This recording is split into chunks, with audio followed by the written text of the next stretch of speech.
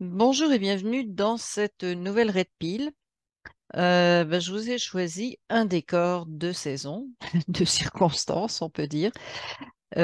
Pour les gens qui connaissent pas, c'est le fleuve Saint-Laurent en avant de Québec, si je vois bien. Ça ressemble beaucoup à la ville de Québec. Oui, c'est Québec. Il y a le traversier ici. Juste, je sais pas si vous voyez ma souris, mais à côté de mon épaule, il y a un traversier, donc c'est Québec. Et voilà, le fleuve, il est comme ça en hiver, il est gelé, il est plein de... Les petites bosses que vous voyez, c'est de la glace. Il y a quelques endroits où l'eau est libre, mais ça ressemble à ça. Donc on est en plein dedans actuellement, même si le fleuve n'est pas complètement gelé de cette façon-là, ça ne saurait tarder. Voilà pour le décor. Ce qui explique d'ailleurs que j'ai un gros pull sur moi parce que c'est pas le décor qui fait que j'ai froid, mais bon, il fait pas chaud. Il fait pas chaud. On est dans les -14, -15 le jour et -24, -27 la nuit. C'est quand même très très froid pour le début du mois de décembre. Mais c'est pas grave parce que vous savez tous que la planète se réchauffe. Hein. Voilà, je sais que vous avez froid aussi en Europe. Il y a de la neige en Europe comme il y en a assez rarement. Mais nous sommes en plein réchauffement. Il faut croire ce qu'on nous dit. C'est toujours le problème de la croyance. Bon, là, j'ai un morceau de ma peau qui disparaît, mais voilà. Bien, je tiens à vous remercier pour vos pouces, vos partages, pour vos dons. Et j'ai une demande à vous faire, puisque les personnes qui sont abonnées à ma chaîne et qui m'écoutent savent qu'il y a eu un gros bug de cette chaîne, c'est-à-dire qu'elle a été piratée ou supprimée par YouTube. Je n'en sais strictement rien. J'ai pas les détails de ce qui s'est passé. C'est vrai que mon micro, il dérange beaucoup. J'ai pas les détails de tout ça, mais j'aimerais bien que l'audience remonte un petit peu quand même. Ça monte très très très lentement puisque j'ai dû ouvrir une nouvelle chaîne. Donc je vous demande si c'est possible de partager le plus possible, d'inciter le plus possible, inciter, de faire en sorte que plus de monde ait envie de s'abonner à cette chaîne si ça fait leur affaire, évidemment. On va passer au sujet dont je veux parler. Euh, À un moment donné, je me souviens d'avoir dit que, et puis il y avait des gens qui me disaient, oui, oui, j'ai hâte que vous en parliez du New Age, ou que tu en parles, parce que se tutoie. Alors je m'étais dit, bon, c'est pas la peine d'en parler vraiment. Et puis, euh, finalement, si. Si, ça vaut la peine d'en parler parce que c'est une grosse résurgence. Alors, il y a des choses qui sont bonnes. Je ne jette pas l'eau du bain avec le bébé. Il y a de très bonnes choses dans cette prise de conscience du New Age qui, pour moi, date vraiment l'émergence des années 70-80 euh, et plus, avec une grosse poussée dans les années 80-90, 2000, si je me souviens bien. Et puis après, j'ai eu l'impression qu'il y avait une espèce d'extinction, on n'en parle plus. Et là, ça revient. Donc ça revient très fort.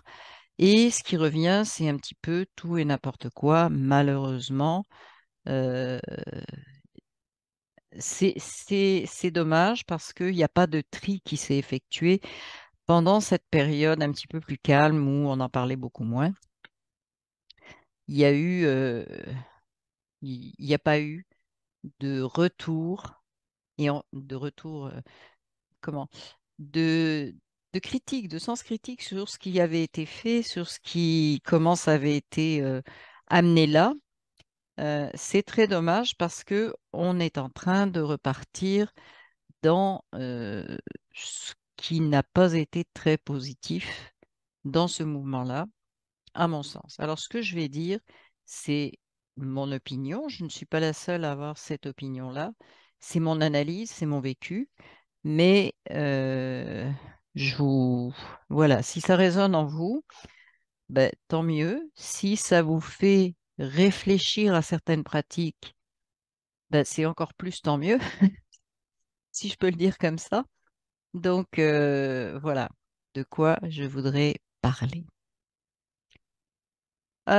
C'est sûr que, comment dire, je ne ferai pas l'historique parce que bon, ça vous trouvez ça sur Internet, des historiques compliqués, des machins, des trucs et des mouvements, mais tout le monde sait que le mouvement New Age des années, je vous disais, entre 80 et 2000, a été récupéré.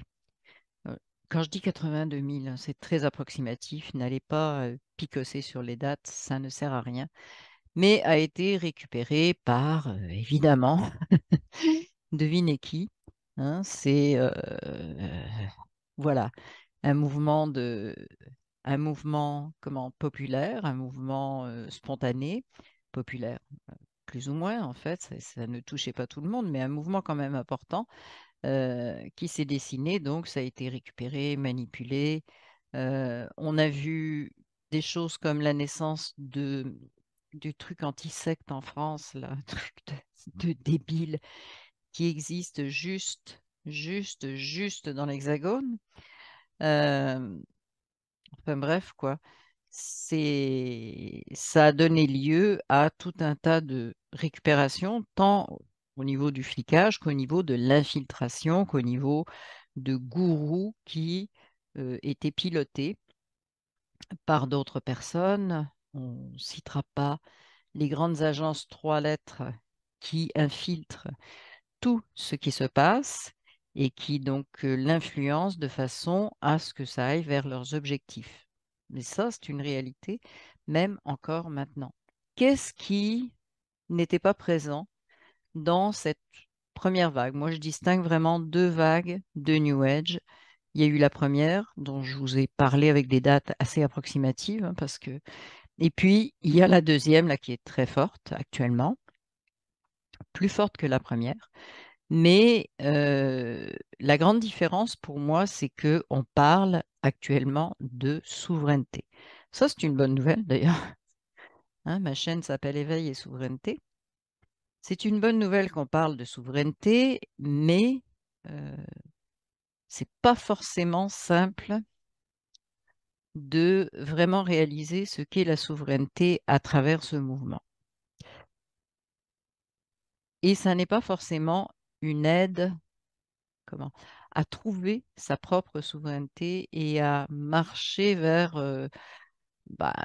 une souveraineté collective. C'est un peu débile, mais vers notre souveraineté et donc la création de quelque chose à partir d'être souverain. Je pense que là, on est à un moment où il faut faire très attention à la récupération et aux dérives qui a déjà eu lieu sur la première vague. Je ne prétends pas que le mouvement New Age, c'est un truc à jeter à la poubelle. Je ne jetterai pas le bébé avec l'eau du bain, pas du tout, parce qu'il y a de très bonnes choses qui ont été réalisées à ce moment-là.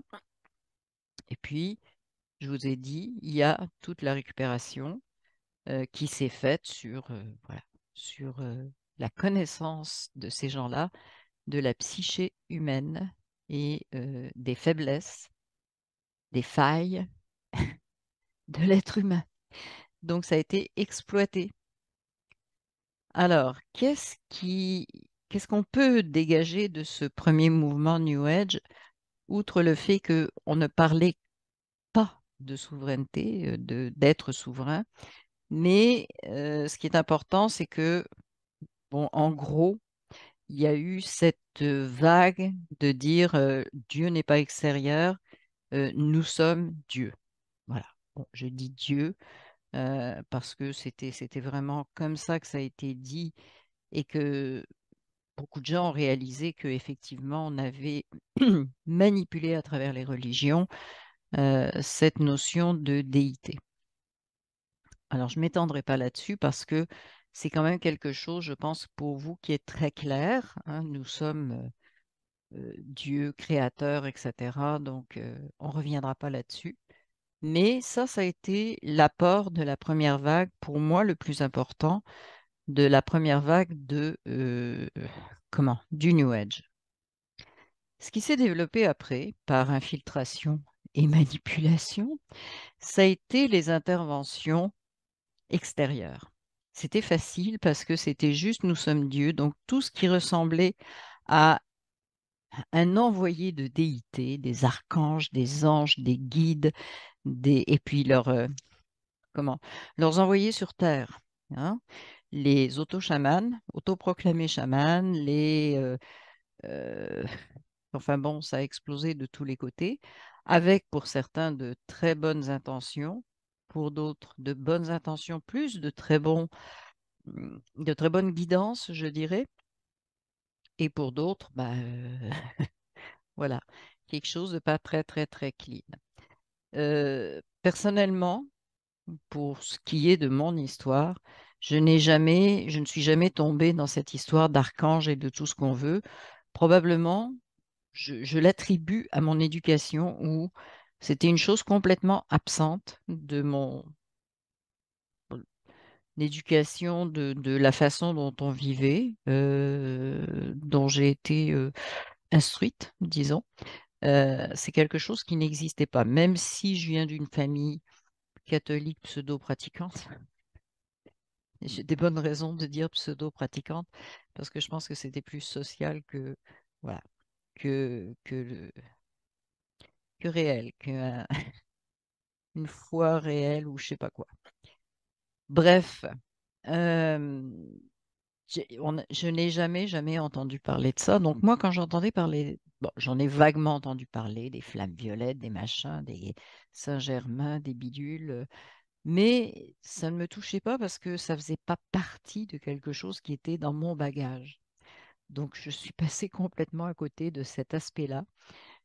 Et en fait, c'est cette vague de New Age actuelle qui me ramène des souvenirs de ce que j'ai complètement zappé il y a plusieurs années, euh, qui, bon, me semblait totalement inintéressant, donc j'en avais rien à faire. Mais, mais ce qui actuellement est, je dirais, incohérent, c'est cette histoire de, bah oui, on appelle nos guides, euh, on demande l'assistance des archanges, des défunts, des anges, je sais pas quoi, de tout, hein, des galactiques. Et en même temps, on dit, ah mais oui, mais nous sommes souverains. Ben non, mais si on est souverain, on est souverain.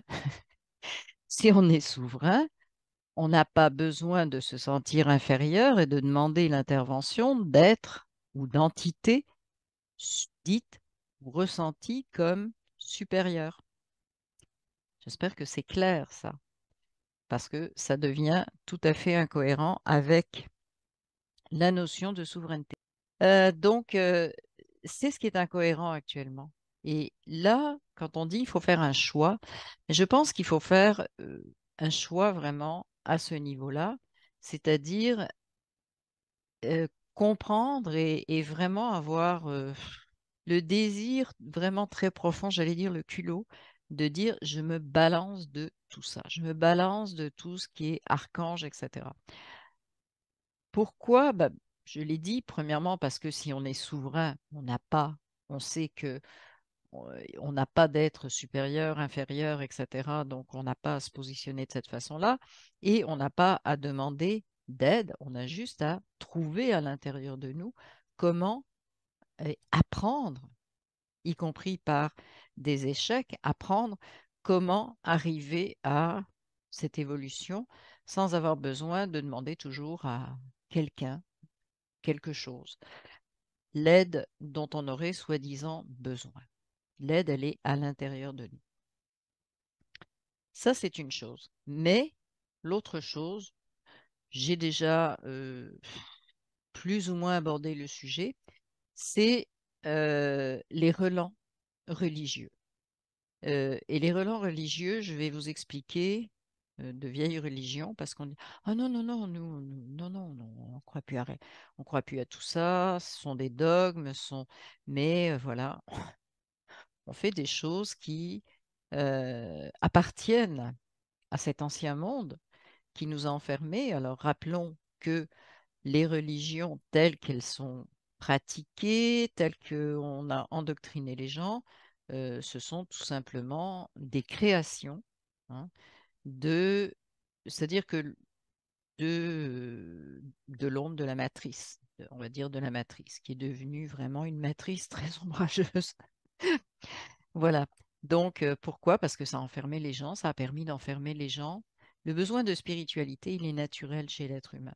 Mais la réponse a été d'enfermer les gens dans des dogmes, dans des peurs, dans des menaces, menaces de l'enfer, etc., etc. Et donc de créer tout ce monde qu'on connaît bien, hein. La pauvreté, c'est la vertu. Voilà. Nous disent ceux qui ont cumulé toutes les richesses du monde, etc., etc. Je ne vous referai pas l'histoire. Je pense que c'est très clair à ce niveau-là. Mais ce que je trouve, et ce sur quoi il faut être en alerte dans cette nouvelle vague qui n'est pas négative en elle-même parce que ça ouvre sur beaucoup de choses, ça ouvre aussi le New Age sur une prise de conscience de notre rôle, par exemple, par rapport à notre santé, par rapport à notre vie, par rapport aux événements de notre vie. Donc ça, c'est pas quelque chose qui est à rejeter. C'est une très bonne prise de conscience, mais il faut aller jusqu'au bout. C'est ça, et il faut surtout faire attention de ne pas retomber dans les pièges de ce qu'on a connu. C'est-à-dire ce qu'on a connu, je dirais, c'est ce qu'on nous a imposé. C'est ce qu'on nous a dit qu'il fallait faire, croire, etc., etc. Et il y a beaucoup de comportements actuellement qui sont tout simplement retombés dans ça, c'est-à-dire se réunir pour faire se réunir, voilà, comme la messe, hein. On prie ensemble, on va à la messe ensemble, on a des heures pour prier, avant de se coucher le matin, l'angélus, avant de manger, bon, enfin bref, vous connaissez, mais on en revient un petit peu à des choses comme ça dans, entre autres, les méditations collectives, dans lesquelles on rejoint souvent des égrégores qui sont loin d'être nets. C'est un mot faible, parce que si je prends cet exemple, ça n'est qu'un exemple de méditation collective. Une méditation collective, bien vous avez des gens qui arrivent avec tout leur bagage négatif. Vous avez des gens qui peuvent être là, je l'ai dit, infiltrés, donc qui vont effectivement capter des énergies qui sont là pour, dans un but bien précis, bien ombrageux et bien matriciel.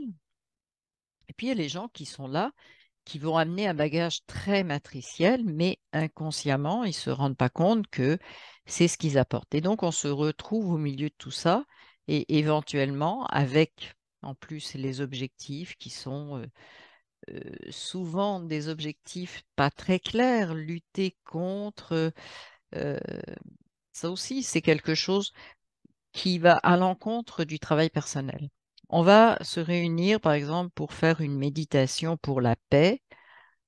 Et en fait, qu'est-ce qu'il y a derrière? Il y a contre la guerre. Ce qui n'est pas du tout la même chose. La paix et être contre la guerre, c'est pas du tout la même chose. Et ça ne va pas chercher les mêmes énergies et ça ne va pas chercher les mêmes taux vibratoires. Et c'est pour ça que je dis, les méditations collectives, c'est quelque chose de très, quelque part dangereux, euh, parce que c'est une responsabilité qu'on a de ne pas comment renforcer la matrice, hein, et les égrégores négatifs de cette matrice qui ont été construits, mais au contraire de les défaire.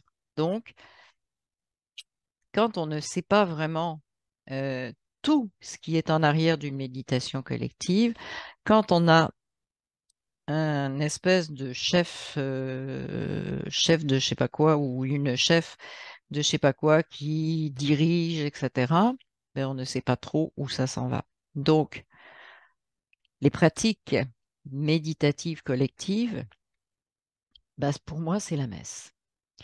Et ça rejoint les mêmes égrégores que ces pratiques religieuses collectives de cérémonie où tout le monde est là, tout le monde fait la même chose, tout le monde, voilà. Donc ça, je vous dirais franchement que si vous voulez vraiment atteindre la souveraineté, autant vous n'avez pas besoin d'avoir des archanges, autant vous n'avez pas besoin d'avoir des galactiques. Je reviendrai là-dessus d'ailleurs. Autant vous n'avez pas besoin de tout ça et autant vous n'avez pas besoin d'être en groupe. La souveraineté, c'est d'abord la souveraineté individuelle. Qu'on n'a pas besoin de se rassurer, et je ne dis pas ça par hasard, de se rassurer en allant rejoindre un groupe pour telle ou telle chose et pour ensuite se dire qu'on a fait quelque chose de positif pour. C'est plein de pièges et c'est pour ça qu'on ne peut travailler qu'individuellement. Euh, et on ne peut que travailler sur nos auto-pièges. Et quand je dis ça, je pense ah ben j'ai fait une méditation collective pour la paix et tout, et on se sent quelque part à part, spécial, mais spécial dans un groupe qui est au-dessus, hein, et qui est au-dessus un petit peu des autres groupes qui sont pas, voilà, qui font pas des choses extraordinaires pour la paix dans le monde, etc., etc. Nous, on est spéciaux. Il faut faire attention à ça parce que là, on revient à l'ego. Là, on revient non pas à notre souveraineté et à nettoyer notre propre jardin, terrain, hein, et à aller retirer couche par couche ce qui nous empêche d'être totalement souverains, on en revient à l'ego, et c'est très, très encouragé justement par le côté matriciel. Parce que quand on est dans l'ego, on est on revient dans le raisonnement, on revient dans tout ce qui est mental, et donc bah, leur objectif fonctionne bien, mais le nôtre pas du tout. Et il faut vraiment prendre conscience de ça. C'est pour ça que euh, la spiritualité, en fait, ça n'existe pas vraiment. Ah, je sais, ça n'existe pas. En réalité, c'est ce qui est à développer, et je vous l'ai dit, c'est ce que moi je pense de ça, c'est notre humanité. Mais humanité vraiment au sens de l'humain conscient, au sens de ce qu'on est réellement au départ comme humain, sans intervention de tous les oiseaux, imaginaires ou réels, de cette matrice. Donc, c'est ça notre gros travail, et c'est ça, c'est à ces peurs-là qu'on doit faire face. La peur de ne pas être assez spirituel, parce que ça, c'est vraiment le truc là.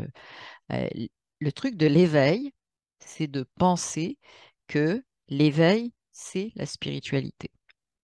Ça, c'est une grosse faille, hein. Et l'éveil, ça n'est pas forcément ce qu'on appelle, ce qu'on classe comme la spiritualité. L'éveil, c'est tout autre chose, c'est la conscience. On- à partir du moment où on atteint cette conscience par petits bouts, je ne pense pas qu'on puisse y être constamment, mais on se rend compte que spiritualité ne veut strictement rien dire. C'est une, c'est une espèce de, c'est un relent pour moi de toute l'éducation qu'on a pu avoir, qui a toujours été, bon, en Occident, une éducation que j'ai toujours décrit comme judéo-chrétienne, avec des lois très basées sur le judéo, sur tout ce qui est judéo-chrétien, on va le dire autrement. Bref, ce sont des relents des religions qui ont été imposées ou déviées, peu importe comment vous le voyez, par la matrice et ses sbires. Donc en fait, c'est ça qu'on a acquitté. Et c'est là que nous, qui avons été nourris, bercés, tout ce qu'on veut. Oui, il y en a même qui ont été bercés avec des psaumes et des machins. Euh, bah, c'est tout ça qu'on a à retirer si on veut vraiment devenir souverain. Parce qu'on ne peut pas être souverain avec des choses qui nous sont imposées. Et c'est ça l'éveil, c'est de comprendre tout ce qui nous a été imposé. Oui, on comprend certaines choses, on comprend financièrement ce qui se passe, etc. Mais je pense que ce qui est important, c'est de comprendre aussi ce qu'on nous a imposé individuellement et particulièrement toute cette matrice qui est devenue une matrice individuelle, dite de spiritualité, et qui a imprégné absolument tout dans notre vie, y compris le respect des lois matricielles. Je les appellerai même plus humaines, les lois matricielles, hein, etc., etc. Les concepts de bien, de mal, etc., bon, qui nous sont imposés par cette matrice. Donc, on a tout ce ménage-là à faire et ça n'est pas collectivement que ça va se faire et ça n'est pas avec des entités euh, soi-disant connues, mais en fait, vous ne savez pas à qui vous parlez, hein, pour les personnes qui s'adressent à ces entités. Je parle de ça parce qu'on m'a posé la question, qu'est-ce qu'on fait avec les archanges? Qu'est-ce qu'on fait avec... Mais qu'est-ce qu'on fait? On fait rien, on n'en a pas besoin. Même s'ils existent, laissez-les vivre leur vie et vivez la vôtre, tout simplement. Parce que même si, je vais venir à ça, même si des archanges, des anges, tout ce qu'on veut, existent réellement, ils ont leur propre évolution, leur propre vécu, et bah, laissez-les vivre leur truc. Si, soi-disant, ils veulent nous aider, bah, laissez-les faire leur truc à leur façon. On n'a pas besoin de les appeler. C'est aussi leur souveraineté de faire ce qu'ils ont à faire, euh, voilà, tout seuls, dans leur coin, pour évoluer. Et il en est de même avec les galactiques. Les galactiques, que des êtres d'autres civilisations planétaires existent, c'est tout à fait vrai, correct, cohérent, etc. Mais qui viennent nous sauver, c'est une autre histoire. Qui soit à notre écoute ou qui soit en observation pour nous amener toutes les solutions, etc., etc. Et surtout, surtout, surtout, qui fasse partie de cette élite beaucoup plus évoluée, beaucoup plus consciente, beaucoup plus ceci, cela. Mais encore une fois, c'est de l'anti-souveraineté. On se remet en dessous, on se remet en position d'infériorité et donc en position où on va pouvoir devenir facilement des esclaves. Bah oui, on ne sait pas quoi faire tout seul. Donc, au lieu de se mettre debout et de dire OK, t'es galactique, moi aussi je suis galactique. Ah bah oui, parce que la Terre, ça fait partie de la galaxie. Moi aussi je suis galactique, donc on échange euh, éventuellement, si ça fait mon affaire, d'égal à égal. D'égal à égal. Et de façon transparente. Qu'est-ce que tu apportes? Qu'est-ce que j'apporte? Point final. Et je pense qu'au niveau galactique, il faut se comporter de cette façon-là. Ça n'est pas de nier que d'autres civilisations existent. Elles sont ici, elles sont pas ici. Il y en a qui sont venus, il y en a qui sont repartis, il y en a, bon, enfin, tout ça, c'est peu importe. Mais surtout, de ne pas considérer qu'il y a des êtres, quels qu'ils soient, archanges, galactiques, anges, guides, etc., supérieurs. et qu'on ait besoin d'eux. Parce que là, on est toujours, toujours, toujours dans la dépendance. Donc, on appelle une matrice, on appelle la constitution d'une nouvelle matrice qui va nous guider, nous gérer et nous dire quoi faire. On n'est pas du tout à ce moment-là dans la souveraineté. Donc, c'est un peu ma vision en fait de ce qui se passe dans le nouvel âge actuellement, dans ce retour du nouvel âge. Quand on dit attention au New Age, c'est attention à cette dépendance et au fait que on revient dans la non-souveraineté. Hein. On revient dans, ben, je vais avoir des aides d'être supérieur. On ne peut pas être souverain en ayant des aides d'être supérieur. Donc, c'est vraiment à ça qu'il faut faire, je pense, si on veut faire un bilan de ça, c'est les, tout ce qui est aide extérieure à nous, hein, particulièrement au niveau spirituel, et qu'on met les choses bien au-dessus de nous. Tout ce qui est regroupement pour des actions, parler de méditation collective, de choses comme ça, spirituelles. Et puis, c'est vrai qu'on a beaucoup d'autoproclamations de chamanisme, de choses comme ça. Le chamanisme, c'est quelque chose de très particulier, ce sont des initiations particulières dans comment, chez des peuples qui ont cette tradition-là. Alors, je ne pense pas que tous nos chamans occidentaux, parce qu'ils se mettent des plumes en décor à l'arrière, bah, hein, voilà. Donc, même chose pour toutes les personnes qui se disent des galactiques, même si on pense que, et on peut penser que des galactiques sont incarnés. Ça aussi, c'est marrant. Je trouve ça marrant parce que tout le monde est un galactique incarné. Moi, je voulais, bah, ce que je dis, c'est que nous, la Terre, fait partie de la galaxie. On est des galactiques autant que les autres. On voyage pas, on s'en fout. On est des galactiques autant que les autres. Si on regarde côté galactique, c'est un ensemble et on l'est. On est là où on en est au niveau de notre évolution, de nos technologies, de tout ce qu'on veut, mais on est des galactiques. Donc voilà, c'est pas. Il faut se considérer comme ça et il n'y a pas de supériorité de certains galactiques par rapport à d'autres. Il peut y avoir des différences d'évolution technologique. Alors après, est-ce qu'elles sont bonnes? Est-ce qu'elles sont pas bonnes? C'est à chacun de voir parce que c'est pas parce qu'on a une technologie plus avancée qu'on est supérieur aux autres. Je ferai pas de dessin, mais on a des exemples juste sur notre planète. Hein. C'est pas toujours.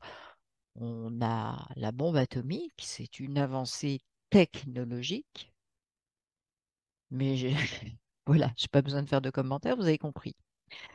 Donc, il faut s'arrêter de se leurrer et parce que on perd toute notre énergie euh, dans ces leurres. On perd toute notre énergie au lieu d'avancer nous-mêmes, d'accepter ce qui se passe en nous à tous les niveaux, physique, bon, etc.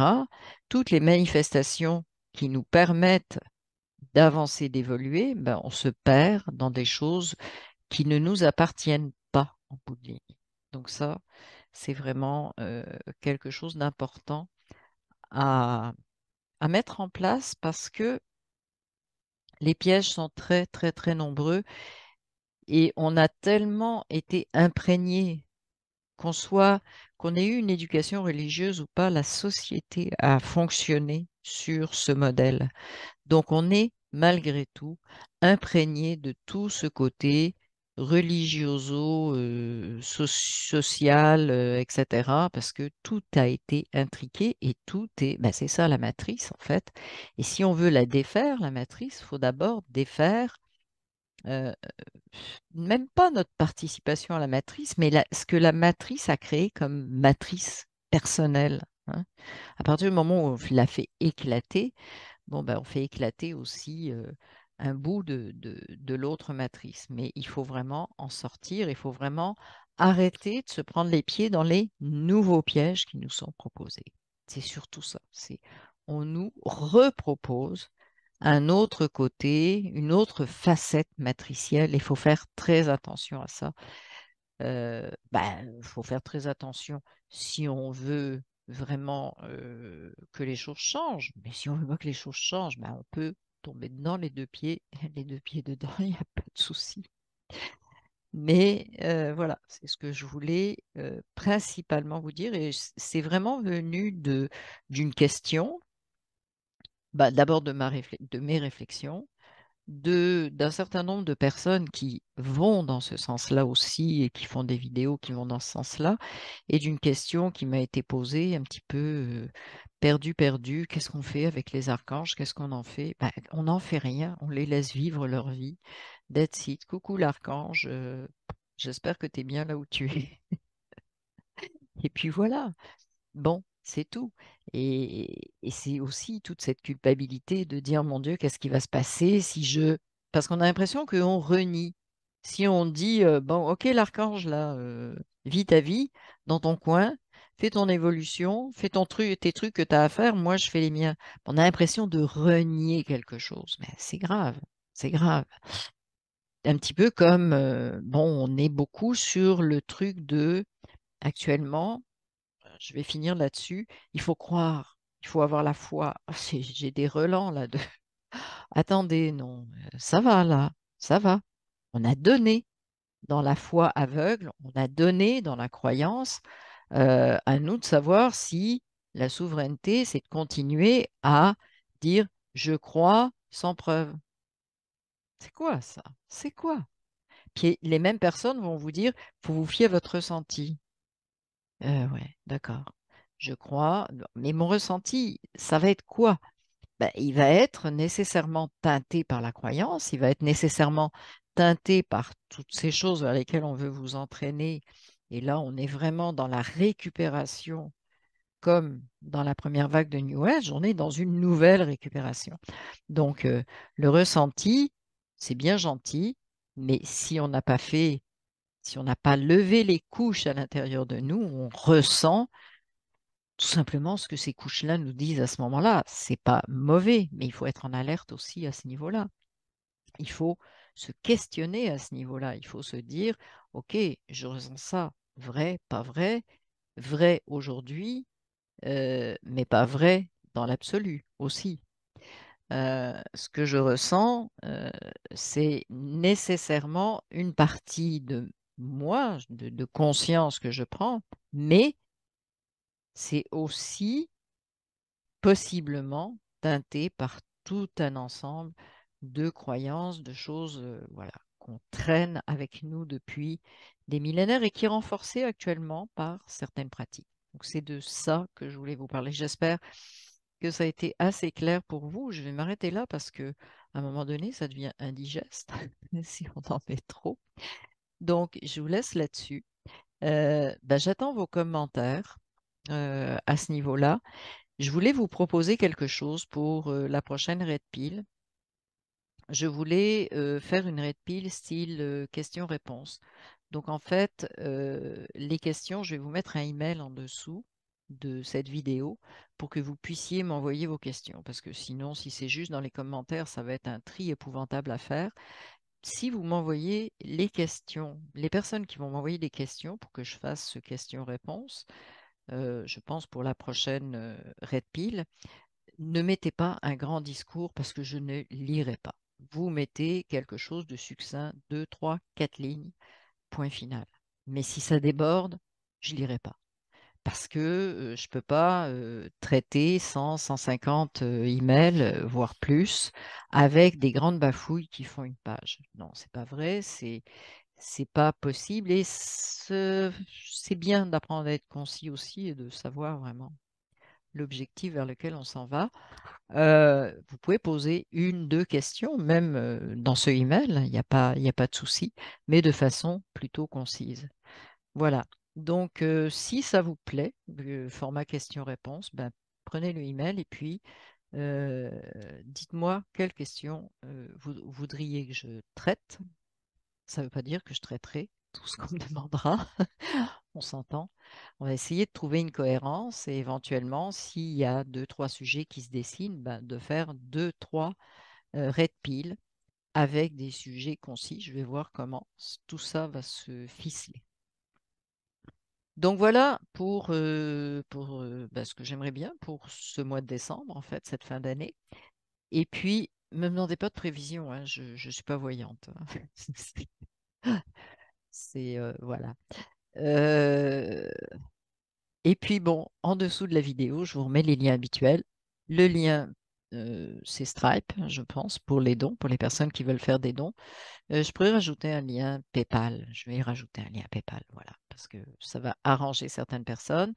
Je vais mettre aussi le lien, je remets le lien de la formation de guérisseur spirituel.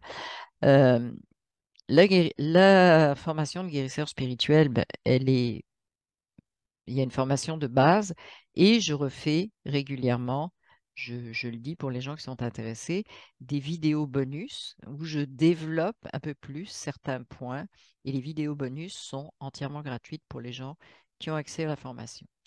Je vais remettre les liens aussi des réseaux, de mes réseaux sociaux, c'est-à-dire Telegram, le lien principal de Telegram qui est Red Pill Info, et puis le lien du nouveau groupe que j'ai ouvert qui s'appelle Nouveau Monde en Marche, le lien de VK, mais j'y suis très peu parce que je ne peux pas être partout en même temps. En même temps, il faut continuer à décortiquer ce qui se passe sur la toile un petit peu, au moins, savoir. Donc, c'est difficile de tout faire. Donc, VK, j'y suis beaucoup moins. Je suis principalement sur Telegram. Voilà, donc je vous remets tous ces liens-là et je vais vous mettre le email sur lequel ben, vous pourrez me poser vos questions, euh, vos suggestions de réponses à apporter si je connais la réponse. Parce qu'il y a peut-être des choses, et je le dirai, il y a peut-être des choses sur lesquelles je n'ai aucune réponse à donner. Alors peut-être que je dirai aussi, ben, telle question, voilà. Je ne pense pas nommer les gens dans ces questions-réponses. Peut-être le prénom si ça vous intéresse.